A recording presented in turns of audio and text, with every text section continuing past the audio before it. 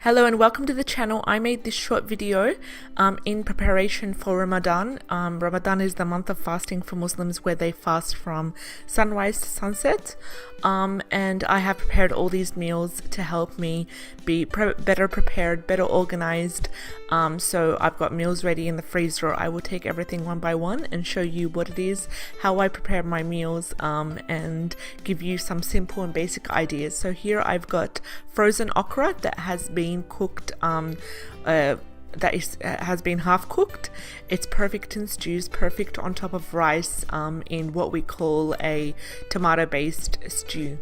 This is some salmon fillets that have been deboned, so I'd love to put some fish salt on top of these. This is the bones that I use to make my bone broth. I have made a previous video about the way I do bone broth, so if you want to check that out, I'll put the link in the description below.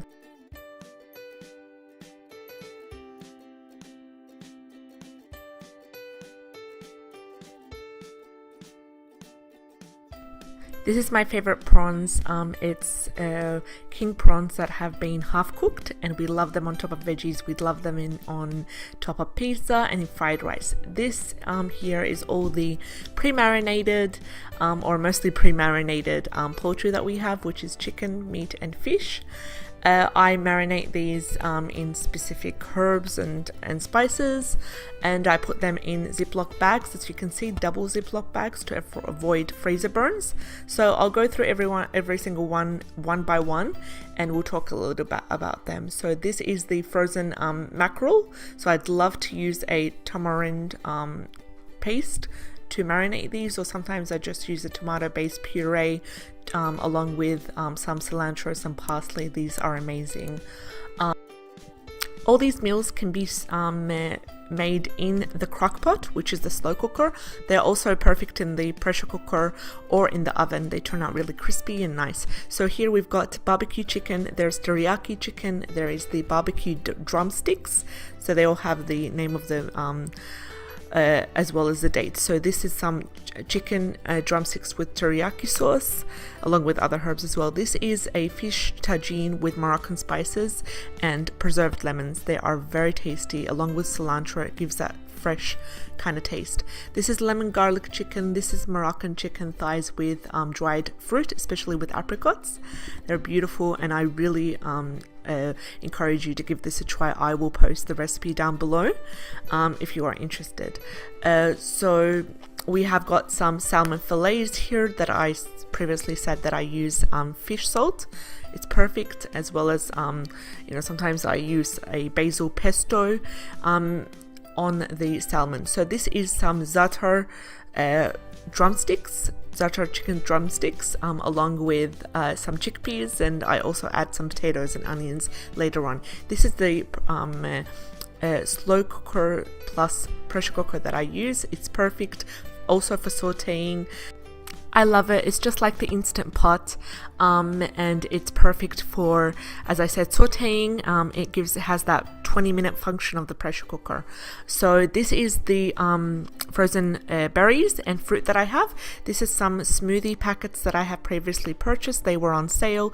This is homemade smoothie packets, which are just strawberries, blueberries and bananas. My kids love that combination, and it's perfect with anything, so we just take them out as needed. We add a handful of spinach, some fruit juice, and any other thing that we'd like to add to the smoothie, sometimes collagen, and there we go. We have a smoothie ready in less than a minute. It's a perfect breakfast. I sometimes add in nut milk or any other nuts I have. So speaking about nuts, we have a lot of these raw nuts that I have bought. I have soaked them for 6 to 8 hours in acidic water, so either a teaspoon of salt along in the water, or a teaspoon of apple cider vinegar with the mother. So I soak them, I drain them, and I store them in the freezer. This is avocado, and along with avocado we have sliced lemon, which is perfect for juicing, perfect on top of tea, or any other thing you like to use sliced lemon for. This is sliced sauteed eggplant. It's perfect on a tomato-based puree sauce.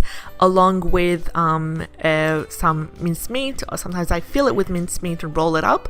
It's also perfect in lasagna or in a tomato based stew on as the side of rice. So here we've got shredded cheese. I love to shred my own cheese. It really makes me feel confident that I'm not exposing my kids or my family to any of the thickeners or any of the preservatives that are found in pre-shredded cheese. This is minced meat herb flatbread along with some rolled out kebabs, or kufta as we like to call them. These can be cooked in the oven for 15 to 20 minutes and they're perfect. We have some cooked falafels here, so they can be thawed out and used when needed. Sometimes I just give them an extra 5 minutes and saute them just to add that kind of crunch. These ones here are absolute lifesavers. They are already rolled out vine leaves that I have previously rolled them out. I've frozen them individually and then I place them in Ziploc bags. They save a lot of time and they only go for about an hour in the pressure cooker, along with some veggies and a tomato based puree sauce and meat, and they're absolutely divine. Along with that, we have minced meat and feta cheese, already rolled out puff pastry pockets, as I like to call them. I can make a video of the recipe soon if you are interested to know. So here I've got some pre-washed, finely diced parsley. And along with that, I've got finely diced celery. So these save me a lot of time in stews and in any. We have meatballs. We have a mincemeat based filling. So it's just mincemeat, onions, garlic, and a range of herbs and spices. These are spring rolls that have been filled with Asian veggies. They're perfect and very crispy when sauteed. We have a range of kubba, which is just like Arab dumplings, basically. These are store-bought ones. I also make my homemade ones. Next is the already cooked lahmajun, which is basically flatbread with a meat filling with pomegranate sauce. And here we have some cooked chicken liver. And this is the homemade kubba that I have made from a mix of mincemeat filling as well as rice and lentils. So here we've got a range of gluten-free bread.